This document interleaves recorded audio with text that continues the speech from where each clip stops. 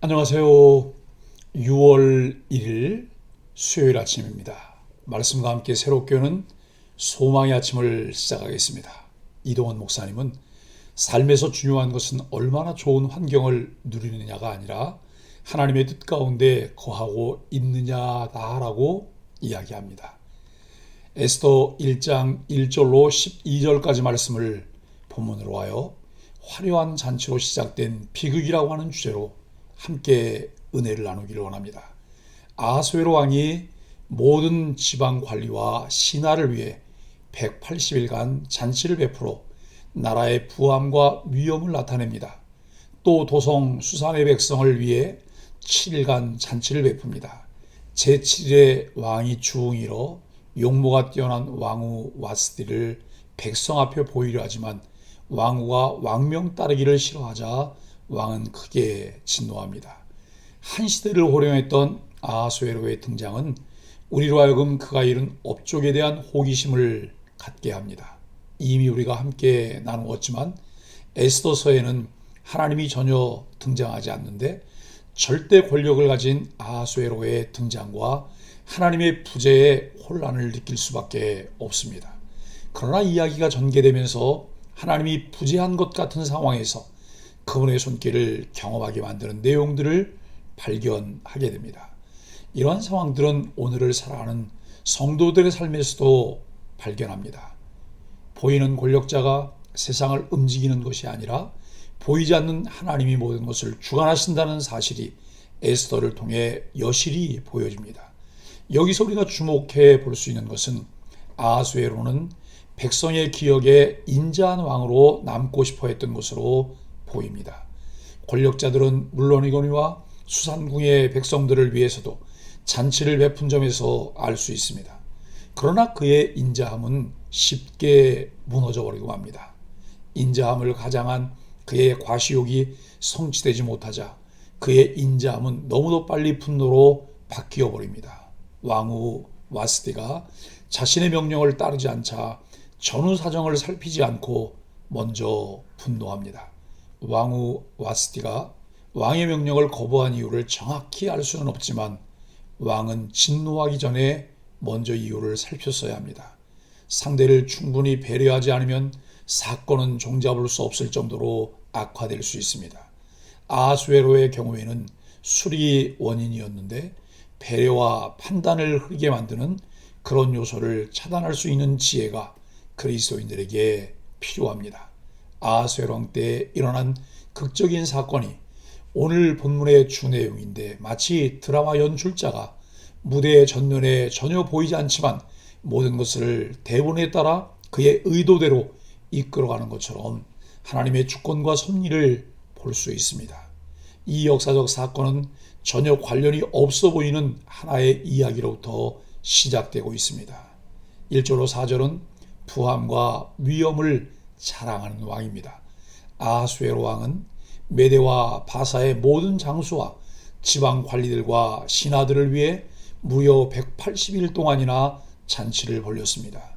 6개월이나 지속되는 잔치에 모든 장수와 지방 관리와 신하가 참석해 모두 함께 잔치를 즐겼다고 보기는 어렵습니다. 아하수에로가 인도로부터 구스라고 말하는 아프리카 에티오피아까지 다스렸다는 기록을 고려해 볼 때 광대한 영토를 갖고 있었던 바사였기에 장수와 지방 관리들과 신하들이 번갈아 가면서 잔치에 참여했을 것으로 보입니다. 이렇게 성대한 잔치를 벌인 이유에 대해 어떤 역사가들은 곧 시작될 그리스와 전쟁을 단합하며 전략을 다지는 것으로 보기도 합니다. 실제로 아하수에로는 이 잔치 후 그리스와 전쟁을 치릅니다. 그는 큰 잔치를 벌여 나라의 위엄을 자랑하고 바사가 매우 강한 나라라는 것을 과시하면서 정복하지 못한 나라가 없음을 강조했습니다. 아하수에로 왕은 꽤 교만하고 난폭한 왕이었던 것으로 보입니다. 하나님은 이러한 왕을 통해서도 일하심을 보여주십니다. 우리 눈에 보기에는 불합리하게 보이는 일들을 통해서도 하나님은 하나님의 뜻을 이루십니다. 아하수에로 왕이 바사의 부와 권력을 뽐내며 즐기는 사이 포로로 잡혀온 이스라엘은 고통의 나라를 보내고 있습니다. 누가 보아도 바사는 흥하고 이스라엘은 망한 것처럼 보입니다. 그러나 만왕의 왕이신 하나님은 한순간도 이스라엘을 버리신 적이 없습니다. 눈에 보이는 세상의 부와 권력은 우리의 시선을 빼앗아 주눅들게 합니다. 그러나 성도는 어떤 순간에도 보이지 않는 하나님의 섭리를 믿음의 눈으로 바라보며 흔들리지 말아야 합니다. 5절로 9절은 도에 지나친 잔치입니다. 6개월간의 잔치를 마친 후 왕은 당시 머물고 있던 도성 수산을 위해서도 7간 잔치를 벌입니다. 이 잔치는 왕궁 후원에서 열렸는데 매우 화려하고 사치스럽게 해놓은 곳이었습니다. 당시 바사는 수많은 나라로부터 공물을 받았기에 왕실의 금은 보화가 넘쳐났습니다. 금으로 만든 술잔 모양의 각기 달랐다고 묘사되었는데 여러 나라에서 공물로 받은 것임을 짐작할 수 있습니다. 왕이 내리는 술도 한이 없었습니다. 왕궁에서는 본래 흥청망청 마실 수 없었지만 이 잔치에서만큼은 마음대로 마실 수 있게 했습니다. 이 잔치에 참석했던 사람들은 마음껏 취하고 마음껏 즐겼을 것입니다. 모든 것에는 절제가 필요하고 때로 제한도 필요합니다. 그런데 장식도 지나치게 화려했고 마시고 즐기는 정도도 과했습니다. 풍성함을 마음껏 자랑하고 싶었을 것이지만 도가 지나친 것은 화가 될 수 있다는 것을 알게 합니다. 하나님은 이마저도 하나님의 역사를 이루어가는 일에 사용하십니다. 10절로 12절은 왕후를 자랑하고자 한 아하수에로입니다. 잔치에 초대된 사람들뿐 아니라 왕도 거나하게 취했습니다. 그래서 잔치 마지막 날 왕은 주흥이 일어나 왕후 와스디에게 잔치 자리에 나오라고 명령합니다. 백성들에게 아름다운 왕후를 자랑하기 위함이었습니다. 그러나 왕후는 거절했고 이로 인해 잔치는 왕의 진노로 끝나고 맙니다. 술에 취한 나머지 자기 감정에 이끌린 결정과 판단은 바르지 못할 가능성이 큽니다. 자기 감정과 자기 과신은 이를 쉽게 그르치도록 만듭니다.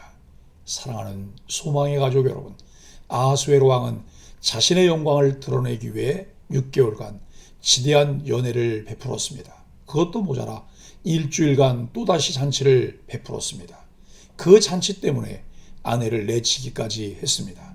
하나님이 없는 삶은 이렇게 허망할 수밖에 없습니다.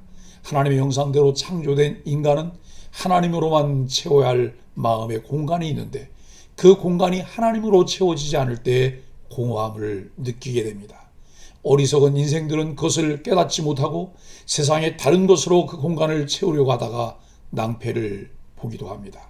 세상의 잘못된 가치를 알고 경계하는 것이 세상을 이기는 지혜입니다. 그러나 불신자들은 하나님을 의지하는 것을 나약함의 증거라고 조롱하기도 합니다. 그러나 인간은 누구도 하나님의 은혜 없이 살 수 없습니다. 그리스도인들은 자신을 높이며 살라는 세상의 소리를 거절하고 오로지 그리스도를 본받아 자기를 낮추고 다른 사람을 섬기고 사랑하는 삶을 살아야 합니다. 화려함과 부요함, 풍요로움이 우리 삶을 더 좋게 만드는 것이 아닙니다. 물론 그러한 것들이 우리에게 기쁨을 줄 수 있겠지만 그 기쁨은 순간에 불과합니다.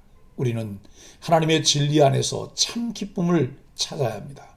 내 삶에서 자랑하고 싶은 것이 외적 화려함과 풍요로움이라면 잘못된 방향을 향하고 있다는 것을 깨닫고 방향을 수정해야 합니다.